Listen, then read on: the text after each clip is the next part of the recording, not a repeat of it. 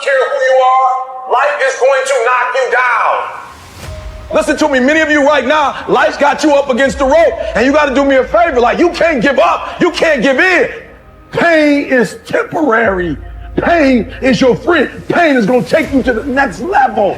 When you going through pain, I know what you feeling. I know exactly, because I've been there. I've done that. But you got to work through it. And the reason why most of you are not successful is because every single time stuff not going your way, you give up, you quit, you let go, and people feel weakness. They feel it. You can feel when somebody's not committed, when they're not all in, when they're not dedicated. And there's another level you get to when you go all in. Winners win and losers lose. There are going to be times that you're going to be wondering, why should I keep showing up and working my business? Why should I keep at it? Why should I keep showing up to the conventions? Why should I keep picking up the phones and making the phone calls? Why should I keep fighting for my goals and fighting for my dreams? And what I want to remind you is that you got to show up for your life regardless of the circumstances.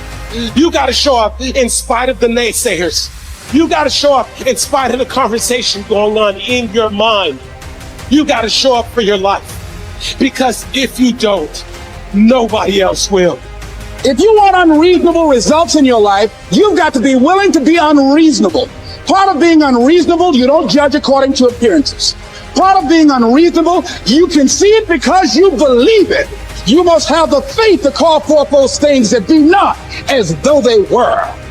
You've got to decide, I deserve this, and I'm going to have it. You've got to say yes to your life. You've got to say yes. Yes to my dreams. Yes to me. Yes, I can make it. Yes, I can. Doesn't matter how many failures I've made. Doesn't matter how many mistakes I've endured. Doesn't matter about my defeats. Doesn't matter about what I've done. Yes, yes. I don't care about the fact I'm in a hole now. Doesn't matter about where I am. The last chapter to my life has not been written yet. If you judge me now, you'll judge me prematurely.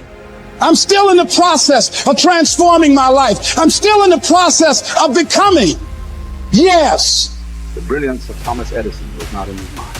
It was something much more ordinary and often much less respected. I've got no imagination, he once said. I never dream. I've created nothing. If you're someone who doesn't like Edison, you might think that this is Edison admitting to stealing his inventions from other, more brilliant inventors, like Nikola Tesla. Not quite, but he did readily concede that most of the credit belonged to something other than his brain. The genius hangs around his laboratory day and night, Edison said. If anything happens, he's there to catch it. If he wasn't, it might happen just the same. Only it would never be his.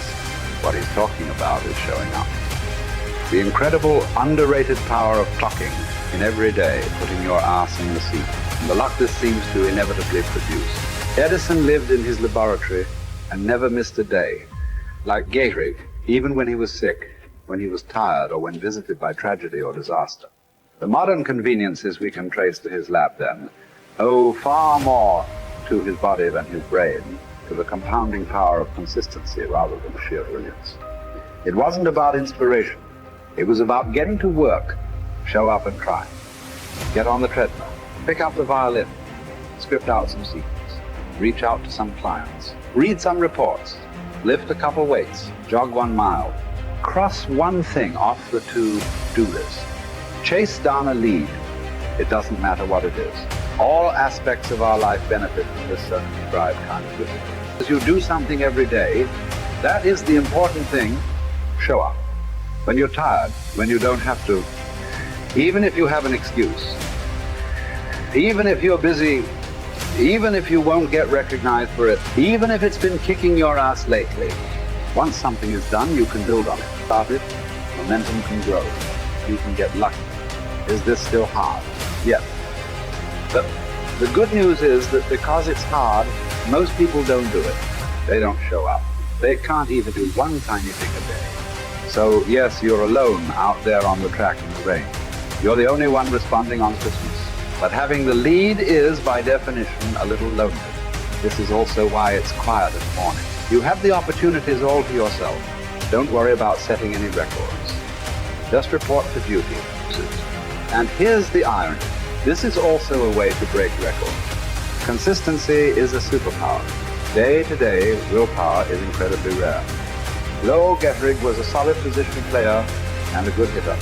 But his success really was rooted in the fact that he didn't miss many days of work. It's quite likely that had he continued at his normal pace and not been stricken with R's, that he would have put up career numbers that surpassed Babe Ruth. Getterig wasn't just able to show up despite injury and fatigue. He also had to push through ennui, doubt, and just plain not feeling it. He had slumps like we all do, but he also understood what they meant. As a minor leaguer, he had struggled at the plate and thought about quitting. The Yankees' owner sent down a scout to walk Gehrig through the very basic math of a batting average.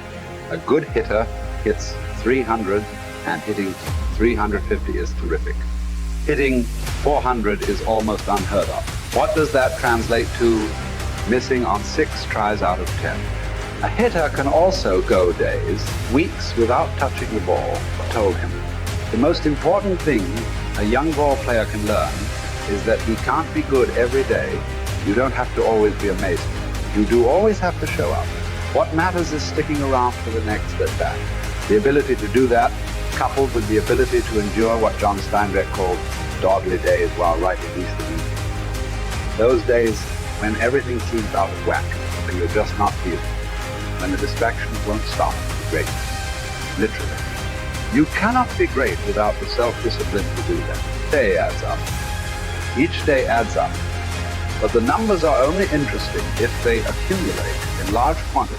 Getting started. You're not going to start right here. You're going to start down there. Probably in another city, another town. I grew up in Lake Charles, Louisiana. No money, raised by a single mother. I was in debt at 25 years old. First thing that I had to do in my life was not learn a new skill. First thing I had to do to get my life moving in the right direction was self-development. It is vital. It was vital for me that I improved myself and I could start depending upon me. I had to show up every day with some rituals, some disciplines, and start getting myself to trust me, not trust others, but trust myself to do the right thing every day. One of the things that I started doing was beating the sun up every morning. I'm going to beat that sun up every morning so that I have the discipline and the control over my life. So I knew, hey, before that thing pops, I'm going to pop. I'm going to get out of bed, depend on myself, get up at the same time every day. And for me, that time, regardless of where I was beat that sun up. No matter where I am, I'm going to beat that thing up. So it gives me a sense of control over my own life. Second thing, I had to start cleaning up my life and my friends and my environment. When I was younger, between 15 and 25, I was doing crazy stuff in my life. Wasting my weekends. I have the saying, weekends are for the weak. I was drinking, fooling around with a bunch of bad things, bad people. At 25 years old, I cleaned it all up. Quit going to those places. Quit hanging out with people that did not have ethics and discipline in their life. I wanted to build something in my life. I wanted to become someone. And to do that, to become someone in the eyes of the world, just beating that sun up every morning gives me the sense of accomplishment that I did what I said I was going to do, that I woke up when I said I would wake up, and I start building respect for myself, start believing in myself so that I can go out into the world. And maybe today when I go into this meeting that I'm dressed for, they'll believe in me as much as I believe in me, and that'll show up in a contract, a deal, maybe even some money.